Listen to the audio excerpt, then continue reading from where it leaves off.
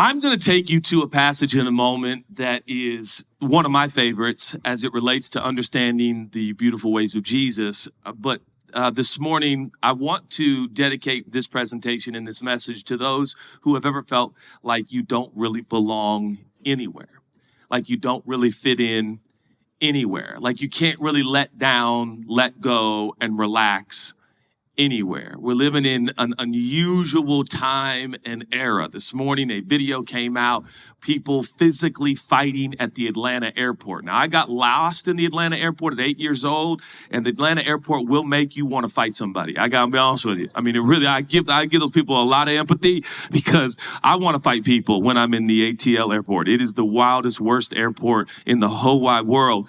But we live in such a tense age. We are being, cameras are on us all the time. Recently, somebody asked me if I wanted Ring cameras, and I was like, I don't want any more cameras. I actually want less cameras. People are like putting cameras in every one of their rooms. I had a friend who installed cameras inside his house. I was like, this is getting weird, bro. This is actually getting a little bit unnerving. Now, some of you are like, I already did that. No shame, no condemnation. I just want less cameras. It just feels tense. It feels like we're being videoed everywhere we go. We live in such a tense age. Have you ever had that sensation? Like there's nowhere you can let down, nowhere you can be yourself, nowhere you don't have to be guarded, nowhere, somewhere where you don't have to edit yourself, somewhere. My dad used to say, and he said this in the 90s, life is a press conference. I was like, oh, Dad, you have no idea what it's like to live in 2025. Life is a press conference, and that's a lot of how it feels these days.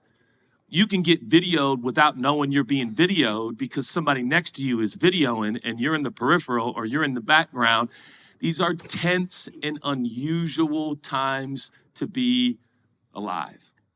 So that brings us to this morning's presentation, and the felt need is very simple.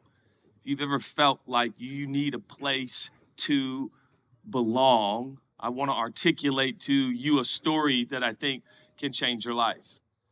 I also want to say something that might sound incredibly spiritual and a little bit unnerving to people who are new to this space, but there is an agenda in the unseen world against you. And one of those agendas is that you don't belong, is that what fills your head is thoughts of being an enigma, an outcast, an outlier, and somebody who doesn't fit. Truly. That is, when you look at the history of prejudice, segregation, racism, as we conclude Black History Month in this country, there is so much within us as human beings that because we feel a sense of dislodging or a sense of not belonging, we do it to each other. You don't fit here. You don't belong here. Last night in East LA in that gymnasium, there was a lot of different heritages being used to come against each other. Names were being called. Athletes were pointing in the stands. Parents were pointing back. They were yelling at each other about each other's background, ethnicity. At one point, one of the players yelled, I got more money than you. Like it was, you look at a gymnasium in East LA and you're like, this is what we do to each other. We want to belong so bad. We want to be accepted and celebrated and loved. And so the history of not belonging was deep throughout the corridors of human history and certainly in the history of this nation.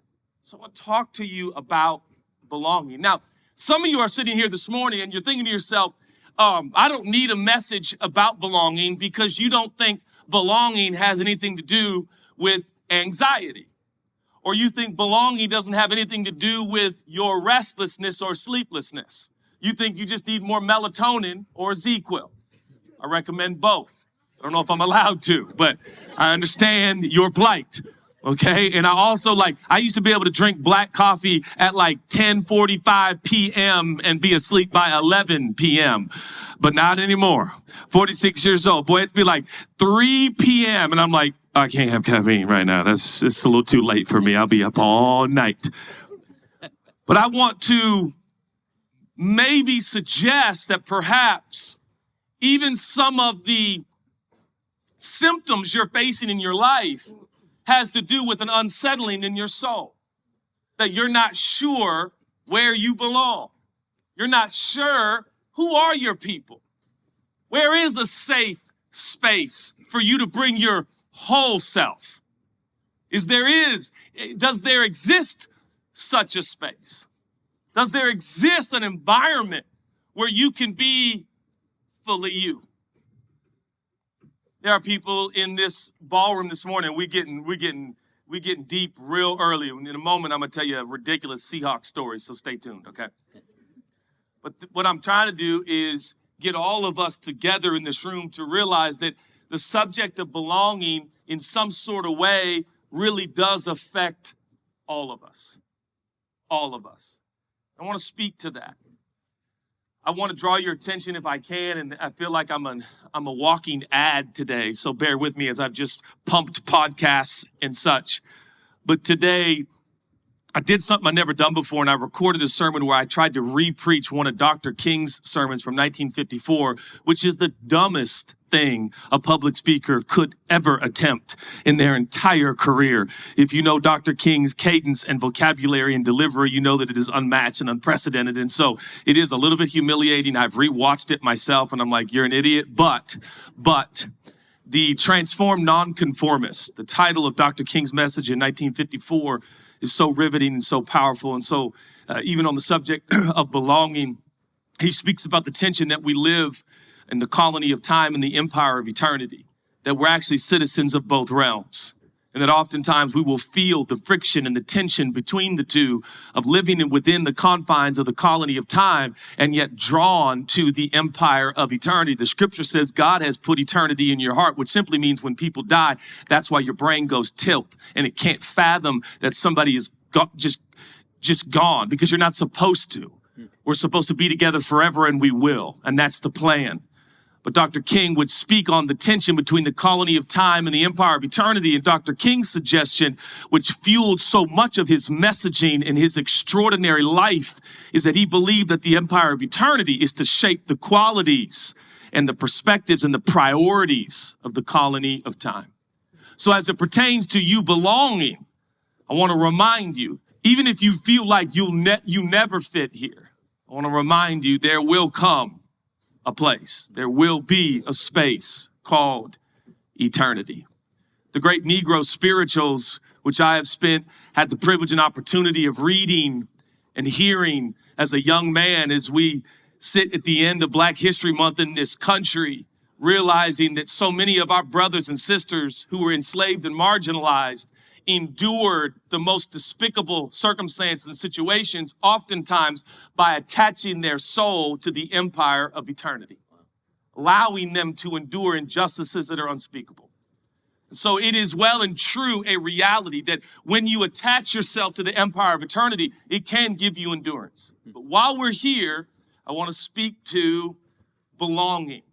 What does that look like? Is it possible? And I want to take you to a story that I think can really bring you healing and bring you health as we move into another football season. Judah, it's not just about the football season. Okay. Man, I hate not being in the Super Bowl. Okay, Luke chapter 19, here it is. Here's my story. Verse 1, Jesus entered Jericho and made his way through the town. There was a man there named Zacchaeus. Zacchaeus was a wee little man was he.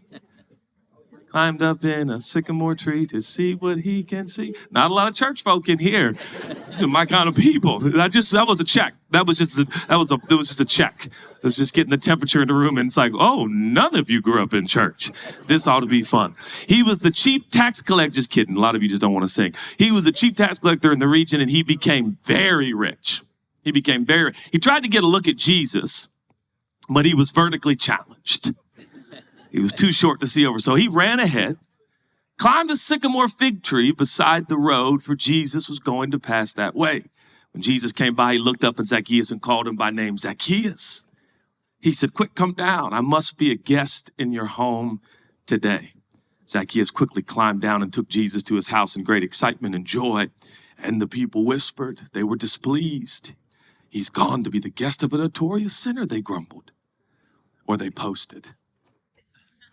Meanwhile, Zacchaeus stood before the Lord and said, I'll give half of my wealth to the poor, Lord, and if I have cheated people on their taxes, I will give them back 4 times as much. And Jesus responded, and the key verse for this morning, salvation has come to this home today, for this man has shown himself to be a true son of Abraham. Now, you would have to understand. That's a good, look at verse 10. For the Son of Man came to seek and to save those who are lost. And that verse is about me. Thank God. But if you understand ancient time and being a son of Abraham would be to say to a fellow Jewish man or woman, you are a true Jew. You are a Jew of all Jews. You are a model Jew. So I just want to warn you that when Jesus, at what was probably a dinner party, says that Zacchaeus is a true son of Abraham, we have got quite a situation on our hands. Because how could any good teacher, how could any reputable leader call this man, this cheat, this liar, this gangster, this thug, how could he call Zacchaeus a model Jew? That cannot be possible. In fact, this is one of those moments that led the Pharisees and the Sadducees, the leaders of the known church, the synagogue at the time, to say he cannot be true.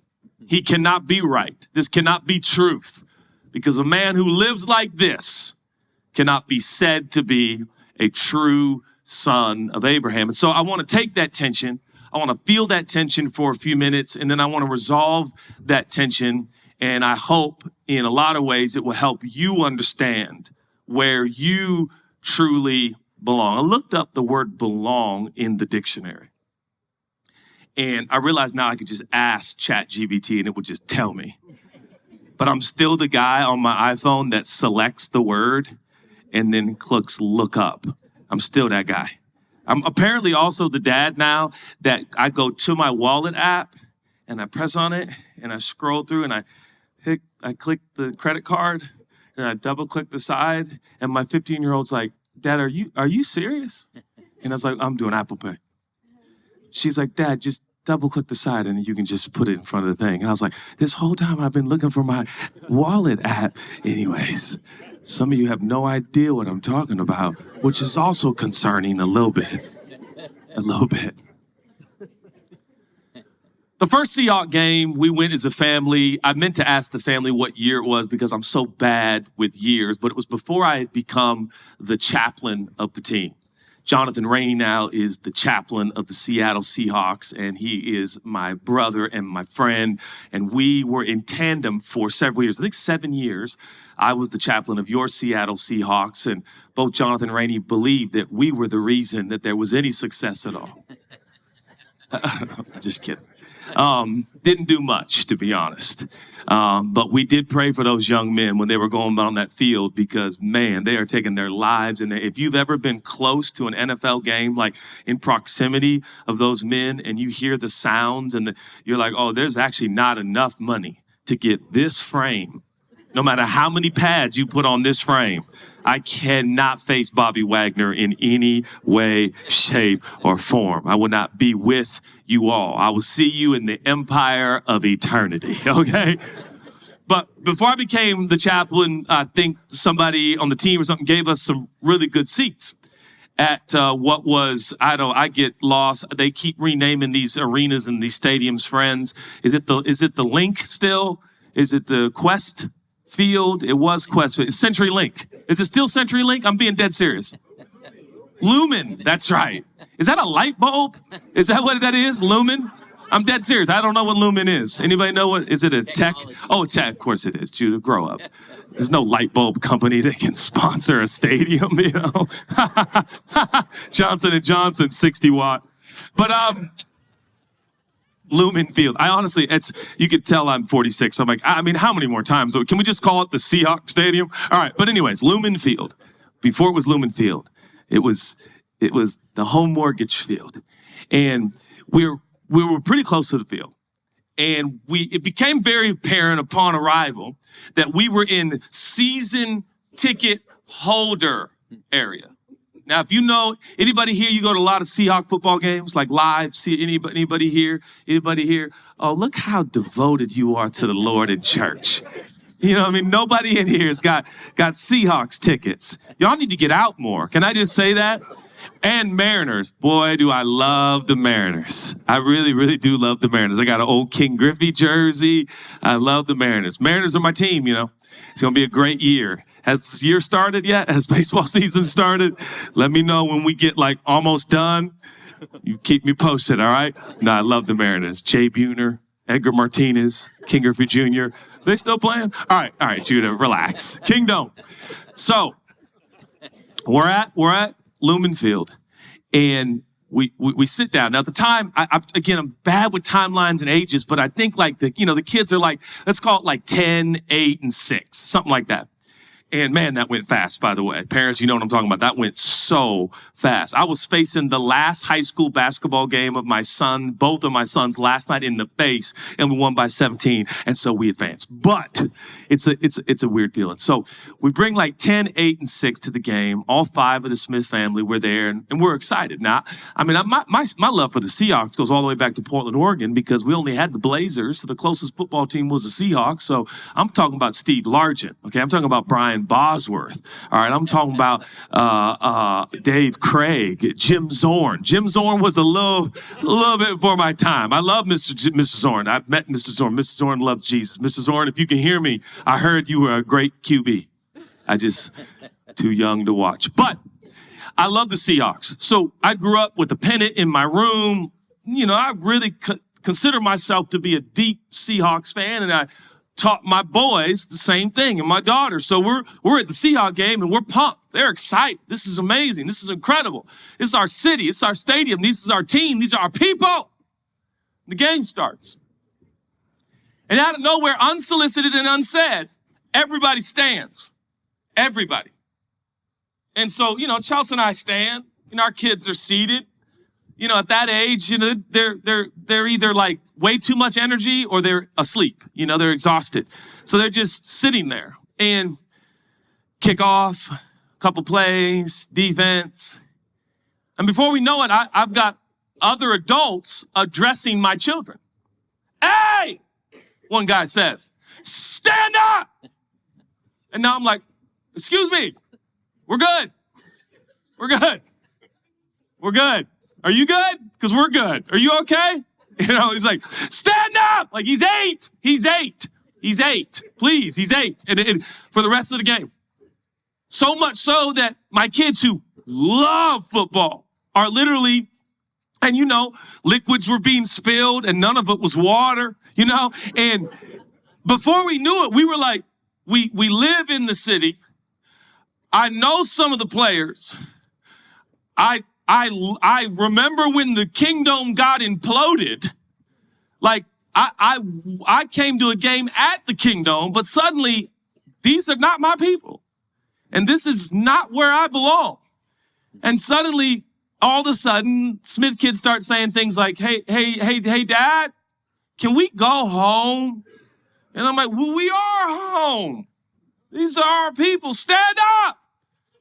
And that happened like, we left a little early, and I remember the ride home. It was quiet. It was quiet. And I actually forgot who we were playing, and I forgot if we won, because parents, you know what I'm talking about, when you're like, that really backfired. Like, that was supposed to be a memory, you know? And I wanted to, like, write an email to somebody, but there was no one to really write, hey, so the season ticket holders in this one particular section don't like children. You should warn us. You know, like they want grown-ups to stand and yell the whole game, right?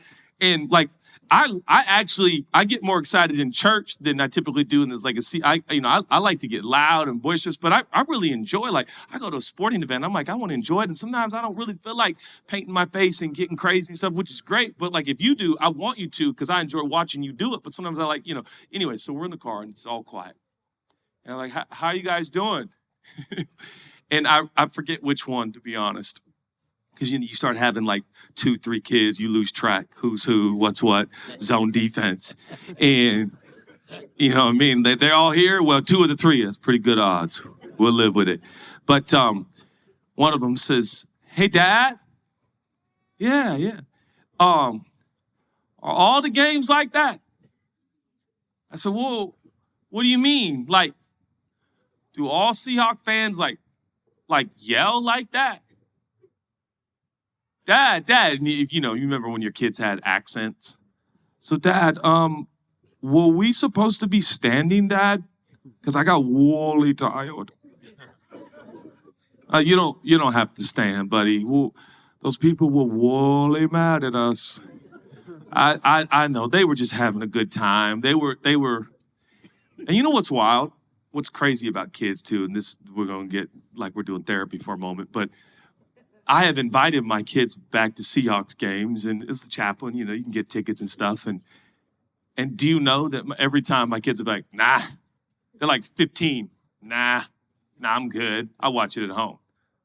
I don't know if I don't feel like I belong. You ever felt like you kind of live life in between? Felt like you live life kind of, I got friends who have like roommates, single adults, they got roommates. And they're like, man, to be honest, I got to move. And I'm like, I thought I just don't like my roommate. They bring home weird people. They're weird. They're messy. I just don't feel relaxed even at home. I've talked to people that like, the only place I really feel like I belong is in my car by myself. And a couple people chuckled because you know what I'm talking about. Like, you're like, I like, people have told me over the years at airports and every place, like, hey, I listen to you every day in my car by myself. It's great. Thank you for being there. Yeah, it's amazing, right? It is an unusual time. Where do you feel safe? Where do you feel like you belong? One of the big dreams of community, if I can just say and be blatant and be honest, is that we would foster environments where everybody could bring their whole self and feel like they belong there. Oh, I forgot to tell you the definition of belonging, didn't I? I just went on. Oh, welcome to my marriage. But anyways, the word belonging means to have an affinity for a place. Isn't that weird? I looked it up a couple times. I was like, that's like a weird definition. Belonging means to like be safe and secure. No, it means to have an affinity for a place. An affinity, which is like an attraction, a desire to be there. Because it's there, you can be you. It's there, you don't have to, constantly kind of, am I saying things right? Am I looking right? Am I doing right? Like, you have an affinity. In other words, when you're not there, you think about being there. When you're other places, you can't wait to get, that's why we call it home. One of the reasons I love Jesus is because Jesus is home to me. He's home. When I feel him, I'm home. Even when I don't feel it in a room or a space or a place or somewhere I've moved or somewhere I sleep, I feel like he's home. Now that brings us to Zacchaeus, because some of you thought I was never going to get there. It took me 30 minutes to get there. And I blame you and the renaming of our stadium. The name Zacchaeus is interesting. The name Zacchaeus is ironic because it means innocent. And this next month, I'm going to give you a 5-part series. We've already shot it in the studio, and I'm really excited about it. And it's called A Return to Innocence. And I'm going to talk to you about how Jesus can give you your innocence back. And there's beauty there, by the way. There's simplicity there, by the way. There's an eradication of anxiety there. There's an ease there. There's a rest there. There's good sleep in a place called innocence. And I believe no matter what you've done, Jesus can restore your innocence because it's proof here. Zacchaeus, his names mean innocent, but he's anything but innocent. He's the opposite of innocent. He is a professional manipulator and gaslighter. He is a crook and a thug. He is not a good guy. Now, I love church because as church goes on and church folk do and churches we have, Zacchaeus are the kind of characters we kind of round off the edges and we make them kind of warm and fuzzy. And we're like, Zacchaeus was a wee little man was he. If you're a Zacchaeus, say yes, kids, yes. And then all the kids named Zach are like, I'm Zach, I'm Zacchaeus, yeah. Right, and we're all just like, this is amazing. Zacchaeus is so cool, except he's not at all. And if your name is Zach, you're awesome. But this Zach wasn't. Like really bad. Like the worst of the worst of the worst. You know, some people, they do things bad in an impulsive moment. Some people plot bad, live bad, schedule bad, practice bad, and want to watch people and the city burn. That's Zacchaeus. Calamitous, a traitor, and ultimately only cared about $1. So, Zacchaeus' story is simple.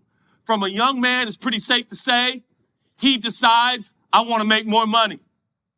He looks around and sees an opportunity. I'm sure someone probably approaches him and sees his tendencies and his desires to make a buck and says, you want to make a big buck? You want to be a big guy? You want to be really rich? I got a plan for you. Come see me. Now, we got to meet with some leaders of Rome. Now, the moment Rome comes out that person's mouth, Zacchaeus has a decision to make, for Rome is oppressing the people of Israel. Rome is the oppressor of the Israelites, the Jewish people. Zacchaeus is Jewish, but probably some Roman official or Roman guy approaches him and says, if you come check out this meeting. So already he takes a meeting with Rome, if you will, and that's a problem. But he sits there and Rome talks him into this reality. They said, listen, we have had problems collecting taxes from the Jews. We show up in all of our Rome garb and stuff. It gets real problematic. What we need is insiders.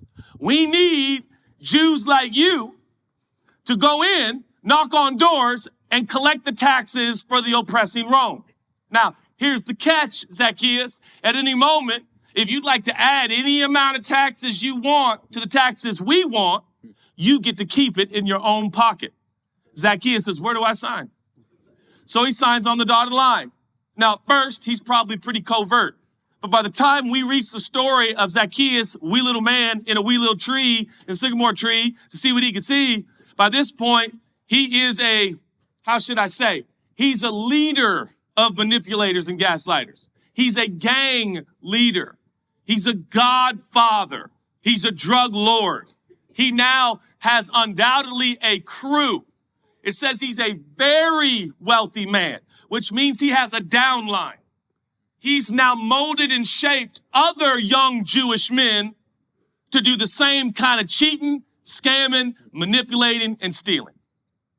So, I love the name Zach, and you should be proud to have it. But this Zach is not like you, Zach. This is a bad man. I know he's a wee little man. He climbed a wee little tree to see what he could see, but this is a crook and a thug. Don't get it twisted. This is not a good guy. This would be like the worst of the worst in your neighborhood and on your block. Now, why does he want to see Jesus? Because he desires his life to be transformed? By all accounts, no. Because Zacchaeus wants to know what's going on in his streets. He's heard there's a guy whose popularity is swelling. And I think Zacchaeus most likely is just like, well, I keep tabs on my streets. So this guy's creating quite a groundswell, so I'd like to see what this character's up to. Because these streets, we run these streets. We keep these people oppressed. We run this. So he climbs a tree and he's like, man, who is this guy? He don't look so bad. He don't look so impressive. Who is this guy? A lot of scholars over the years will say Zacchaeus had a desire and heart for God because he climbed the tree. By no evidence or indication do we have any basis for that whatsoever. The only thing we do know is that when he climbed that tree, he was making more money than he had ever made off the backs of his own people by cheating, lying, and stealing. He was an enigma. He was an outcast. He was an outlier, and he was well and truly considered in the neighborhood, community, in the country, a non-Jew. You are not one of us. You do not belong here. So well and truly, if you look at the status and state of Zacchaeus' life, he is not a Roman. He is not a Jew. He has literally chosen to live for money and has no real place other than the table of his own thugs is he home. Belong? Not really. Have a place to call his own? Oh, I'm sure he has some, old Spanish revival home, California style. I can imagine where everybody sits outside his long, old, ancient wooden table and they all eat cheese and meat and drink good wine and laugh and get drunk because they try to pretend and act like their conscience don't still haunt them at times because of the life they've chosen. It's one heck of a life Zacchaeus is living. He climbs a tree. He wants to check out the new popular guy in the region. And you won't believe what happens. While he's looking, the chances, the luck, Jesus stops at the bottom of his tree. Now, this isn't like sycamore trees and fig trees, if you know them. They could grow pretty big, but not that big. So it's not like Jesus was like, are you up there? Hello, hello. It's not like he like a good climber or nothing. Like he was up a little bit so he could see. People were shorter back then, so a little bit easier. But Jesus is not far from him at all.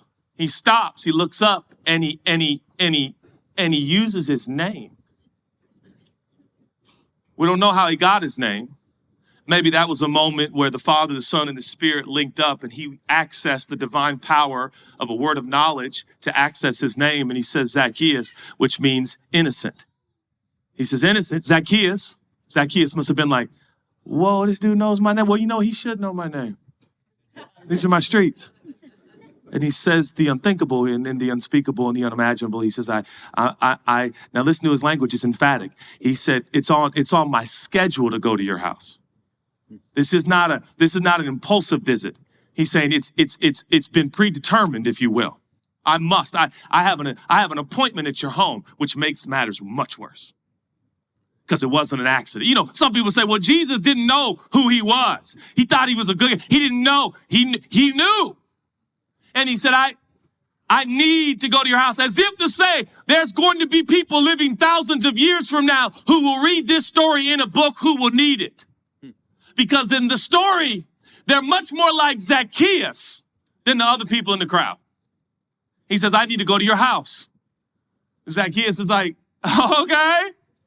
It says, and by the way, one of the few times, and I've talked about this before, where Jesus has this idea of hurry. He's never in a hurry. Guys, he's never in a hurry. Jesus is never in a hurry. But here he says, hurry. Like, I need you to come down that tree, hurry. Now, interestingly enough, trees were a portrait of growth and discipleship, spiritual awakening, even in ancient time. So I think there's a lot of imagery and a lot going on here. And we talked about that before. We can talk about it again in the series to come. That'll be on the app. You can access that and we'll talk more about that. But for today, we're just going to focus particularly on what happens at the conclusion of the dinner party. Zacchaeus hurries down the tree and Jesus and Zacchaeus start walking off in the distance. Just about then, the internet lights up. And people start, this is crazy. I can't believe he would do these things. And you know what's amazing to me about this scene is that at no point does Jesus stop and say, Zach, give me a minute. Hey, listen, let me explain what I'm doing. Let me reply to you.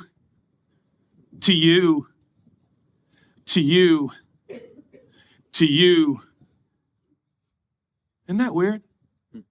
Some of you, the most important thing you're going to hear today is the most practical thing. Here it is. You need to stop trying to fix everybody on the internet who doesn't like you. I mean, for real. Jesus, if I was Jesus, I promise you, if I was Jesus, I would use my powers differently. You know what I mean? I'll be like, I hear you. I'm not even looking, but I hear you. Bartholomew, is that you? I hear you. Bart, married to Mark, or Hart, or Sarah. Like, I see you. I'll start naming people's names behind me. Like, how do you know? Because I know, because I'm God. Shut up. Whatever. I would start silencing whispers. I would tell people what they were gossiping about. They would think, how'd you hear? Because I heard, because I'm God, because I heard. And you're out. I would start doing that. Jesus never addresses the whispers. Why are you? Why are you? Man, I've been so hurt by people I never met on the internet. I really have. And I'm as sensitive as a flower, in case you couldn't tell. I really am. I grow this beard so I look tough. But I mean, I just like, ow. Somebody from Maryland, somebody from Kentucky, somebody from Florida, somebody from Texas, somebody from Seattle, somebody from Sacramento, somebody from San Diego. How could they? I'm a good man, don't they know? And Jesus just keeps walking. What if that was the message you're supposed to hear from God today? You need to keep walking. Who does he think he is? Jesus just keeps walking. And Zacchaeus is happy and Jesus is happy. I don't think there's frowns on their faces. I think Zacchaeus has got a skip in his step because I think Zacchaeus cares about status. I think Zacchaeus cares about power. I think Zacchaeus cares about influence. I don't think Zacchaeus is like, oh, I'm going to get saved today. I think he's like, man, I knew I had sway in these streets. This guy knew my name. Coming to my place. I think right about that time, he sends out an edict, however you do, by pigeon or something, and gets all of his thugs and crooks and all of their girlfriends and wives and friends, and they throw a party. And I think there's alcohol there. Uh-oh.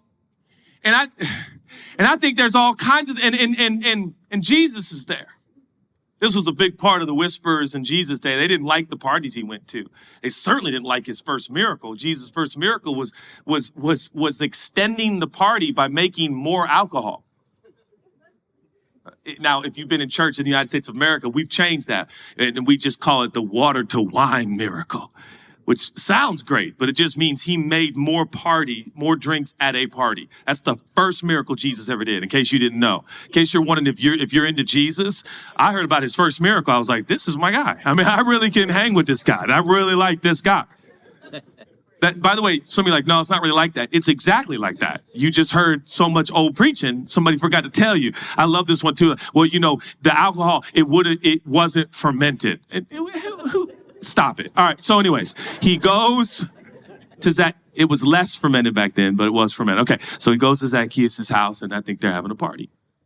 I don't think the sequence of events happens as close as we can tell, but I think by the time they get to the dinner, something happens, right? And this is one of my favorite scenes in all the Bible, even though there is no record of any action or any words. All we know that the presence of Jesus and the essence of Jesus is in Zacchaeus' home, and something over time happens to Zacchaeus. Something so dramatic and so bombastic and so outrageous and so incredible and so beyond that which we can even comprehend or imagine, that somewhere, I think probably towards the end of the dinner, he stands up and dings his probably empty wine glass and says, I have something to say. And of course, everybody listens to the Godfather. Everybody listens to the leader of the pack. Everybody listens to the guy. And he says, I got something to say. And I think about this time, Jesus got a sense what he's about to say. And he's got a smile on his face because he can be he could tell Zacchaeus has been watching him all night. Zacchaeus has never seen nobody act the way Jesus acts. Never seen anybody love the way Jesus loves. Isn't it wild? Because if I was writing the Bible, I would have outlined this party in great detail, not grave, in great detail. Right? I would have told you exactly that at one point, Zacchaeus and Jesus lock eyes and Jesus mouths to Zacchaeus,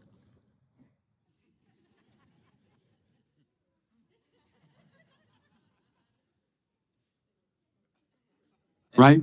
And I've been like, and then they were doing, and then, but no words are recorded. No actions are recorded. The reader is just to know this. His presence was in the home. His essence was there.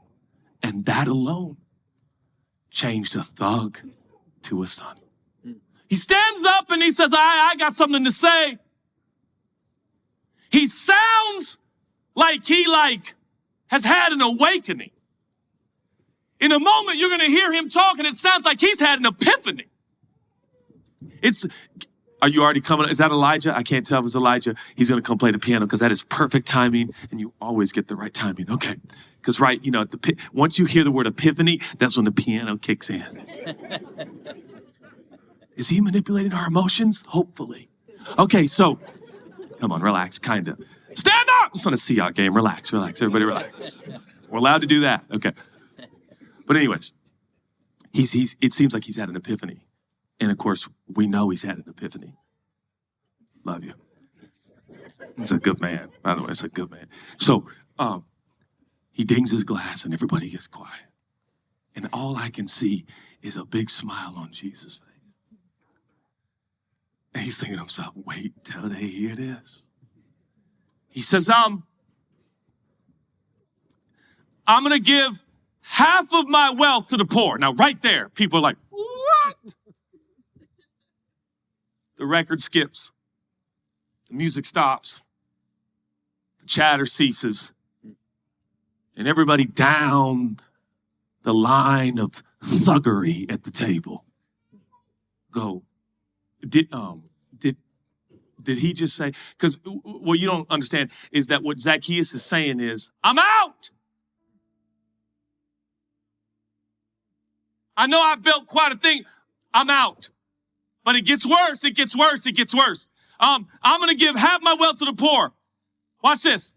He looks at Jesus and he uses a word you only use if you think the man you're addressing is God in physical form. You can look it up. He says, Lord, you just called him the God of heaven and earth.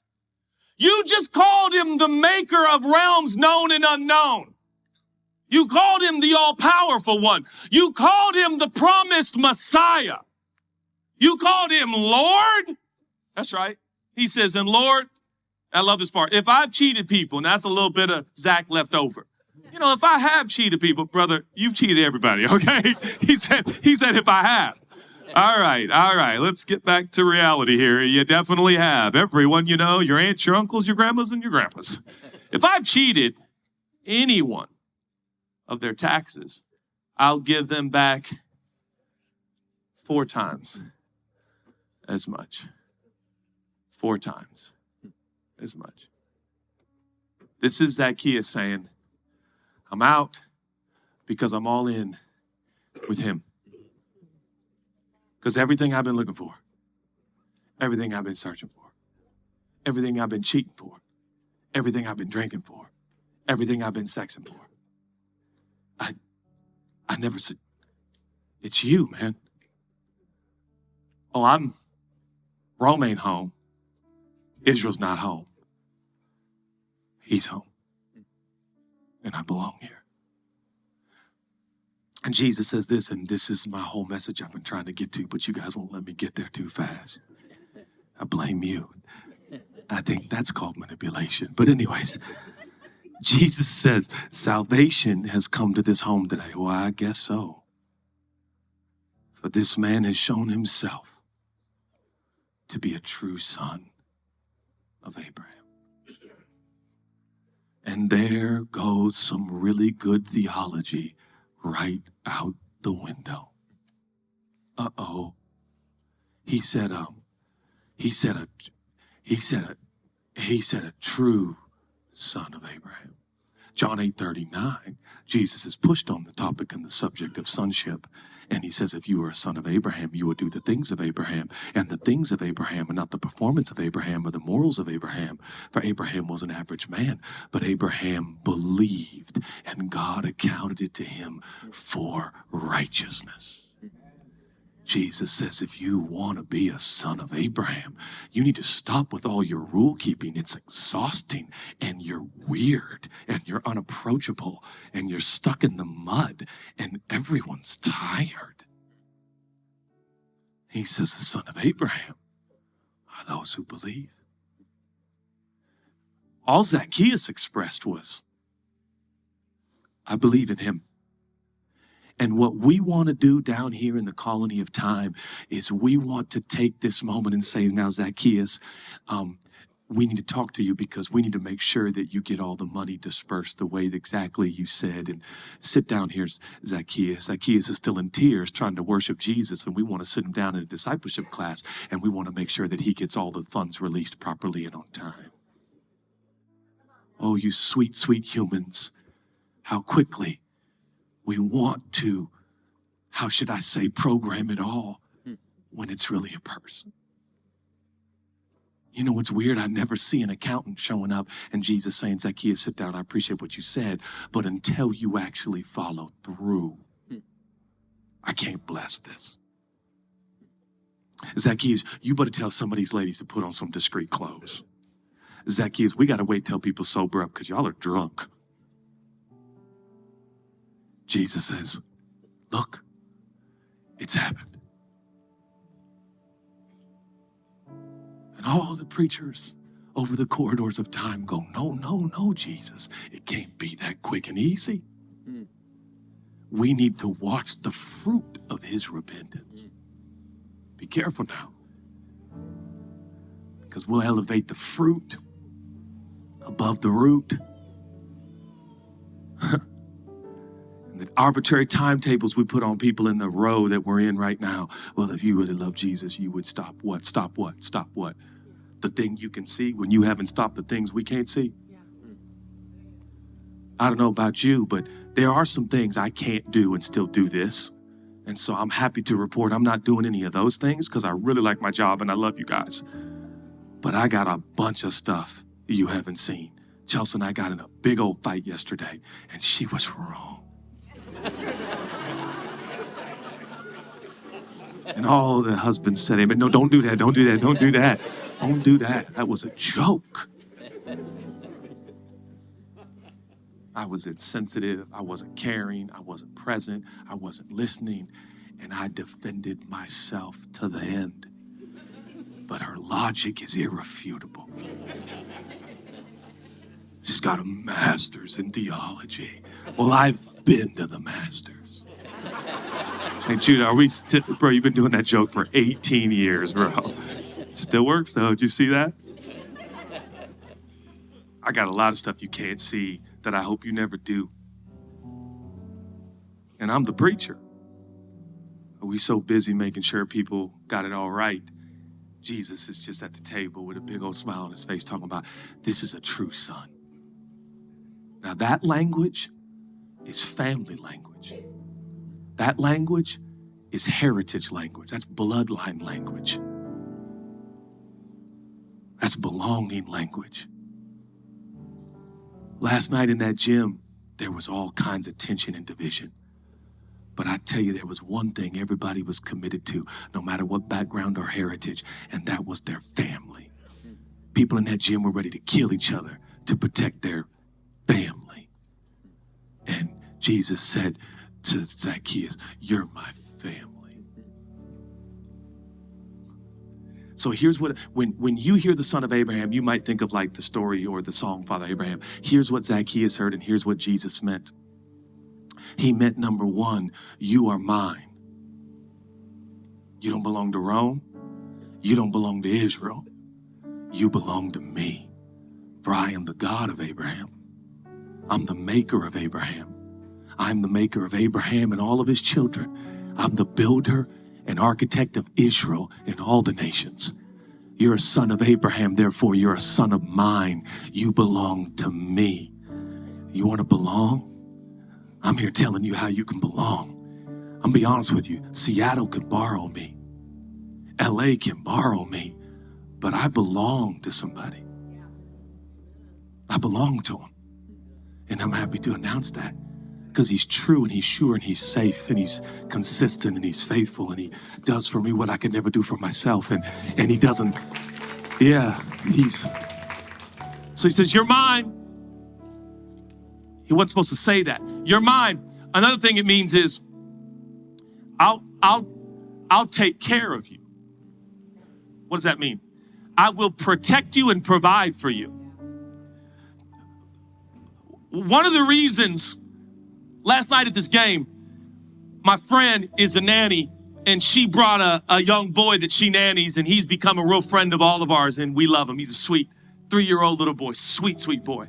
He started calling me Chief. We don't know why, except I do. But anyways, nobody knew who he was talking about, the Chief. I want to see the Chief. She said, who's the Chief? The guy with the glasses? Yeah, that's the Chief. I was like, you sure is, buddy. You got that right. Tell Chelsea. But anyways, don't repeat that. Go Mariners! The point is, this young boy, the nanny said, I've never seen it. He's never ever been drawn to anyone. He's drawn to you. He loves you. And so the whole game, he's like, Judah, Chief. He put his hand right on my knee, the whole game. And the nanny was like, I'm sorry. I was like, no. My boys don't put their hand on my knee anymore, okay? They're too old and too big. And so I'm having a moment. This sweet little boy, it's got his hand in Judah, and the nanny was like, he's trying to watch his son. And I was like, it's fine. It's fine. What's up, buddy? Yeah, good shout out. Okay, y'all, that's so good. And he didn't know that as you grow up, they teach you, like, you can't just, like, walk over and put your hand on some, you can't just snuggle up. You can't do that. He'll grow up, you know, and we'll teach him over time, like, it gives some people some space. You can't show that you're connected to somebody like that. You have to have some decorum. But he's innocent. He's a baby boy. And all he thinks is there's a safe guy who's clearly in charge, and so I'll call him chief. Like, Judah, don't turn this into a self-compliment. Come on, it's all there. But, and he puts his hand on my knee, and I mean, come on. At 46 years old, I'm like, at least the babies know I'm safe, you know? And you're looking at this baby boy, and you're like, it's so pure and innocent. You know, I think there's some of that God wants you to recover. I really do. Unless you become like a child, Jesus says, you'll never understand what I'm doing. I think God wants, so I'm going to help you this month to recover some of that innocence. I believe it's possible. Through this story, we're going to look into more things, but I'm going to end right here. Jesus today is saying that you are his, not based on your performance. And I want to remind you that in the kingdom of the family of God, it's not by worth, it's by birth. It's not by earning, it's by receiving. It's accepting, not acquiring. You don't go get sonship, it's given. And so today, as easy as 1, 2, 3, you can just accept it. And when you do, you're accepting that he says, you're mine, I will take care of you. And lastly, when he says you're a son of Abraham, he's saying, I'm proud of you. I'm proud of you. Now I could preach another hour if you guys would let me. Like, Judith, like, you're manipulating us again. It's true. Some of you have been in church long enough. My dad started this church, and he used to say, who'll give me 5 more minutes? And hands would go up. He'd say, 5, 10, 15, 20, 25, 30, 35. So this ain't my fault. It's a generational curse. Got to break this thing on my life. That was a joke. Somebody like, there's no curses in Jesus. You are right. And that was a bad joke. Sarcasm gone too far. And I'm ending. You're making me crack jokes. I'm ending. But I could preach a whole nother hour on he's proud of you. He's proud of you. When Jesus was baptized, he came out of the water. And one of the rare times we see a manifestation of the Spirit, a manifestation of the Father, and of course, the Son in the water. And the dove comes and sits on Jesus, and a voice from heaven, the Father says, this is my beloved Son, and I'm proud of him. The Bible says in how it works in our faith, when we accept Jesus, we are hidden in Christ. So all of the adoration and celebration of Jesus is now on us. He took our shame, so we now get the adoration and the celebration. And so I could proudly announce today, God is proud of you. You know, the psychology and the science, you can do the research that kids that don't have particularly father figures who tell them that they're proud of them. Last night, I told this young boy, this 3-year-old boy, we went to the diner and he was having a hot fudge sundae and I was having a banana split. And I said, you know, everybody loves you.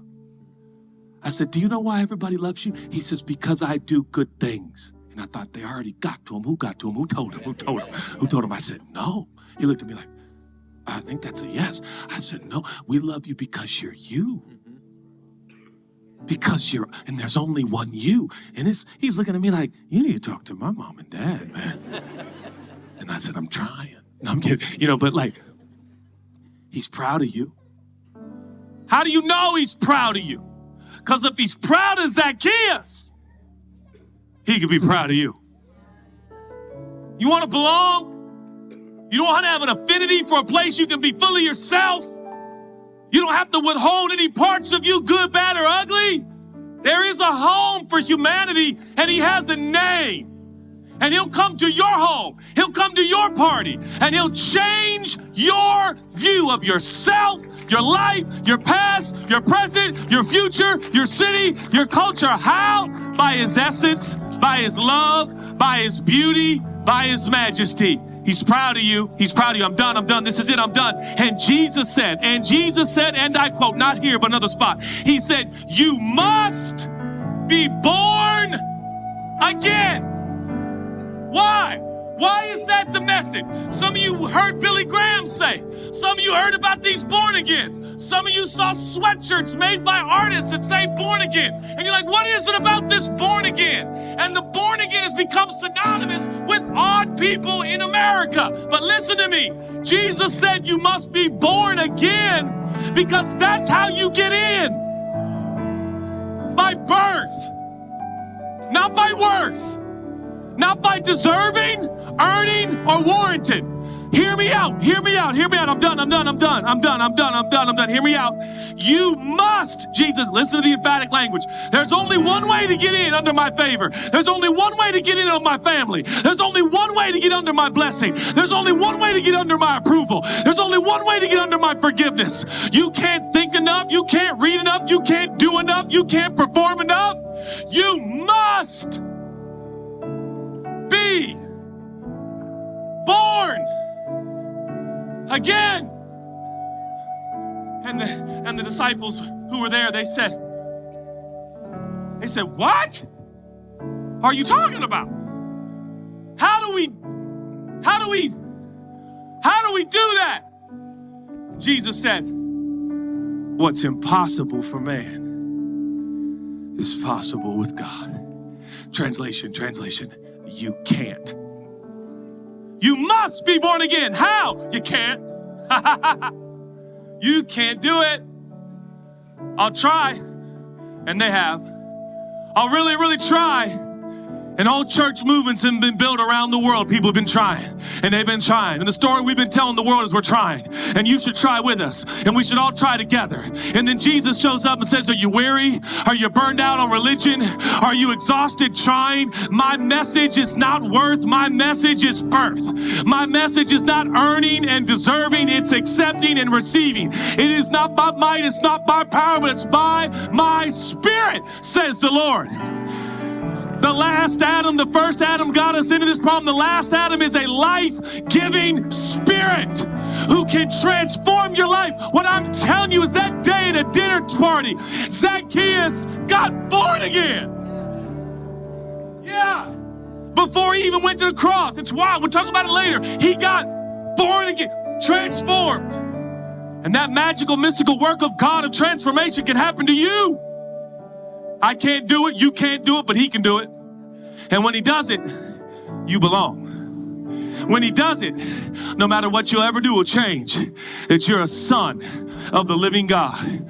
You are now his daughter. You are now his son. And what does that mean? That means you are his. It means he'll take care of you and that he's proud of you. And friends, if you can find better news, hit me with it later.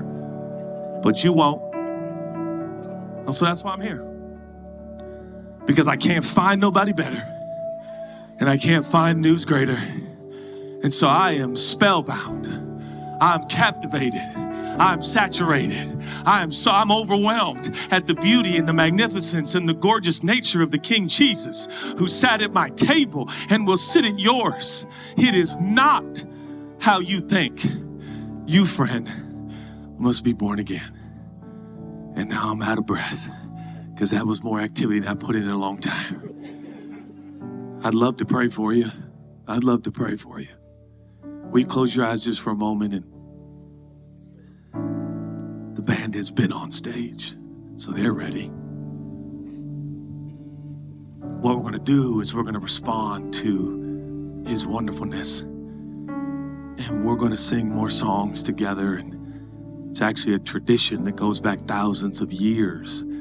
Jesus' admirers and worshipers and followers have been singing songs about him for thousands of years. And the Bible says in the empire of eternity, they will join us there as well. For there they sing without ceasing. He's so gorgeous and indescribable and wonderful and beautiful.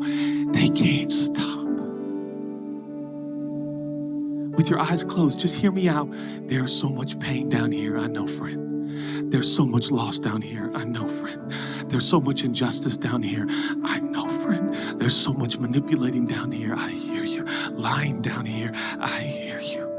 Cancer, disease, oh God. But you hear me out.